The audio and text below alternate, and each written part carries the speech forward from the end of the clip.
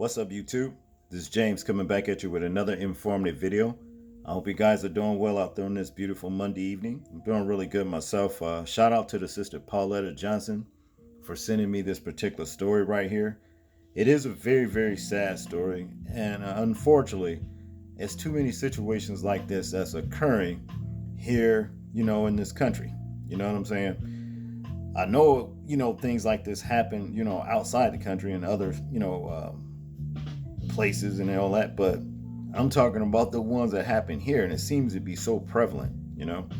It says here, North Carolina man killed girlfriend and two kids before setting house on fire and turning gun on himself. And sheriff speaks here. He says, I've seen a lot in 30 years, but children, and especially children that are killed by gunshots and burned, is pretty heinous.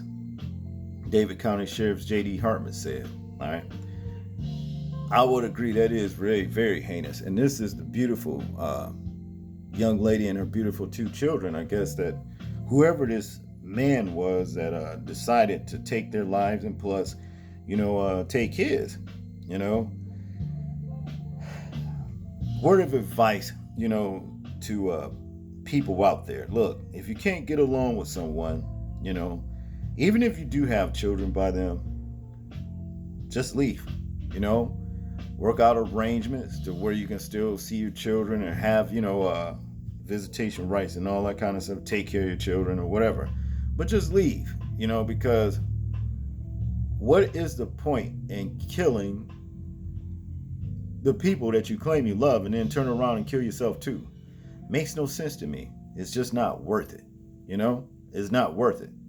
You damned yourself, and then you cause so much pain to the surviving families behind. You know what I'm saying? It's just messed up, Now to get into the story right here, it says a North Carolina family visited their local sheriff's office hours before deputies believed the father shot and killed his girlfriend and their two kids, and then set the family home on fire before turning the gun on himself. Okay. On Monday, the Davie County Sheriff's Office responded to a house fire in Davie County, North Carolina, where a family of four was found dead, according to investigators.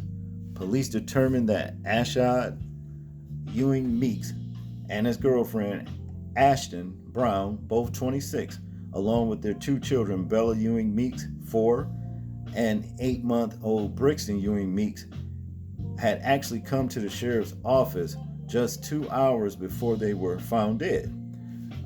Just after 12 p.m. on April 18, Ashad and the family walked into the sheriff's office and spoke with the receptionist, Davie County Sheriff J.D. Hartman said during a Wednesday press conference.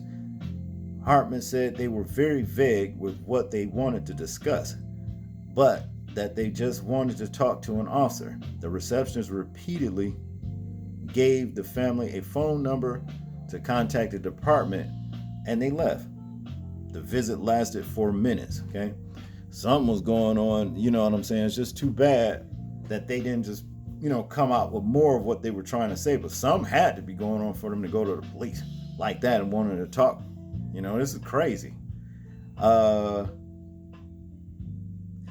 It's strange though. Now, just analyzing this particular situation right here. Normally, in a domestic situation, the person that's contemplating killing, his family and himself would not go to the police. Okay? They wouldn't do that. It seemed like to me that this situation right here, this family, well, the mother and the father knew something, and they was kind of wanting to tell the police about it, and just never came out and said what was going on. Could there be a third party involved in this situation? That's what I'm trying to get to. That's what I'm saying. Could it be, a third party that actually was involved in this? Okay, let's continue. There was nothing out of the ordinary. They really wouldn't interact with the receptionist or tell her what they wanted, Hartman said. Then at 12:35 p.m. local time, Hartman said Brown called dispatch and wanted to speak to an officer. Hartman said Brown had some safety concerns, but otherwise wouldn't say what she wanted. About 10 minutes later, a deputy returned Brown's call. Hartman said that the conversation lasted 32 seconds before it dropped or ended. The deputy called Brown's phone 3 more times after the initial conversation. Each call thereafter was answered by Ashad. Each call lasted anywhere from 55 seconds to 6 minutes, and every call was dropped or ended, Hartman said. Wow, this is awfully strange right here. All of this calling the police, going to the police office, and never saying what it is that they want. It just don't make sense. It's crazy, okay? Now to continue, this what leads me to believe, was there somebody else there that did that to these 4 people right here? Let's continue. He advised with the officer that he thought that someone was following him, but he wasn't in danger. They weren't threatening him, said Hartman. The officer attempted to get them to come back to the sheriff's office. They were driving around. They wouldn't tell the officer where they were. Then at 1:06 p.m., the calls started going to voicemail. Okay, so obviously now, there was a third party in this situation. I don't know what these people were involved into, but let's say, for example, hypothetically speaking now, were there somebody else that these people were involved with, some kind of way, for whatever reason, that did that to these people and made it seem like this was some kind of domestic disturbance or a violent situation, and where the man, killed himself, killed his girlfriend and 2 kids, and then set the house on and kill himself too. Nah, something don't seem right now. I smell a rat. Okay? To continue, about 45 minutes later, a witness told investigators the couple was arguing outside their home. Minutes later, according to Hartman, a passerby noticed smoke coming from the home. Hartman said the passerby drove to the fire station to report the fire, and the firefighters arrived on the scene by 2:17 p.m.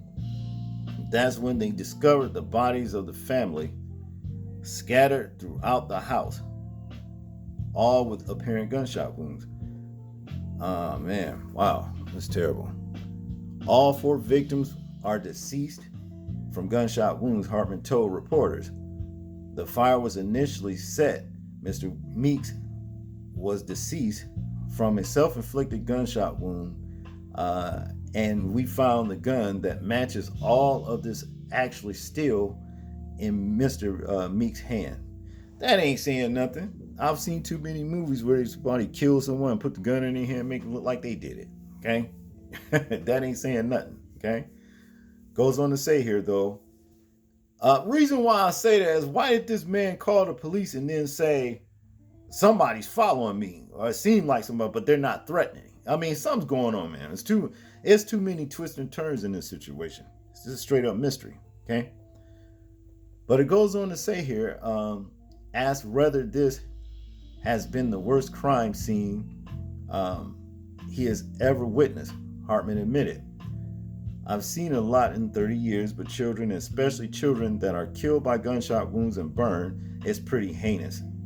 So it's pretty close to the worst, if not the worst. A GoFundMe campaign launched by loved ones to help fund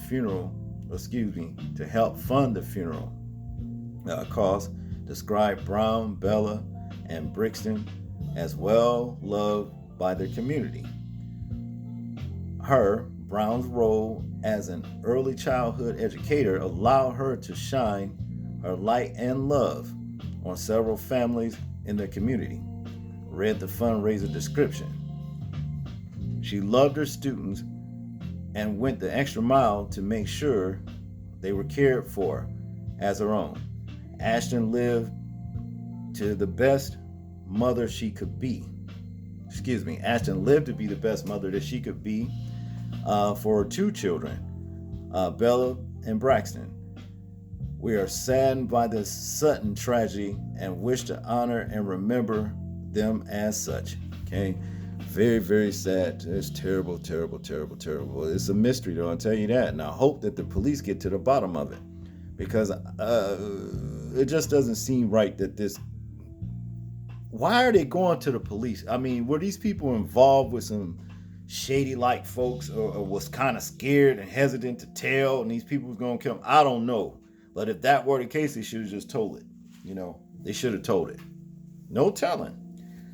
But y'all tell me what y'all think about this particular story right here. I'm interested in hearing your thoughts, views, and opinions on it. Like, comment, share, and subscribe. People, please remember to live your life as though we are being watched, simply because we are. This is James, and I'm out. Peace.